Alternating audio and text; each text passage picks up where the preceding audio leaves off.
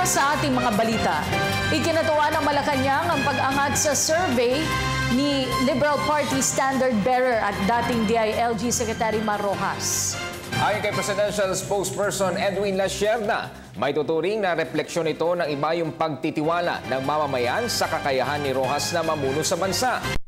Salamat naman ang palasyo sa ipinakitang tiwala ng mga Pilipino sa pagpili kay Rojas para may pagpatuloy ang daang matuwid na isinulong ni Pangulong Aquino.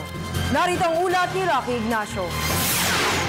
Ikinatuwa ng Malacanang ang malaking pag-angat sa survey ni Administration Presidential Standard Bearer Mar Rojas. Batay sa September 2 hanggang 5, 2015 SWS survey, pumangalawa na si Rojas na nagtamo ng 39% mula sa dating 21% na sinundan ni Vice President Jojo Marbinay sa 35%. Nanguna si Senator Grace Poe sa kabila na hindi pa nito pagdedeklara ng presidential bid nang isagawa ang survey. Itinuring ng Malacanang na pagpapakita ito ng iba yung pagtitiwala ng mamamayan sa kakayahan ito mamuno sa bansa matapos formal na ring i-endorso ni Pangulong Aquino bilang standard bearer ng Liberal Party. We welcome the results of the latest SWS survey, which shows Secretary Mar Rojas moving up to second place on the list of Filipinos' preferred presidential candidates.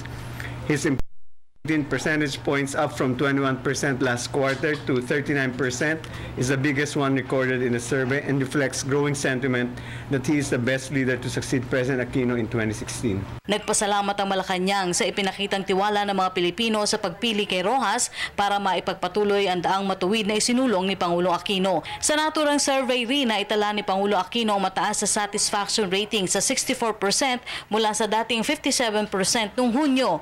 These two surveys serve as a successive votes of confidence from the public, reflecting the strong belief that Daang Matuwid has led to direct improvements in governance and the economy, and should therefore be continued. During the past 5 years, we saw how Daang Matuwid revolutionized our country, restoring trust not just among Filipinos but also among members of the international community who followed our story and marveled at our transformation.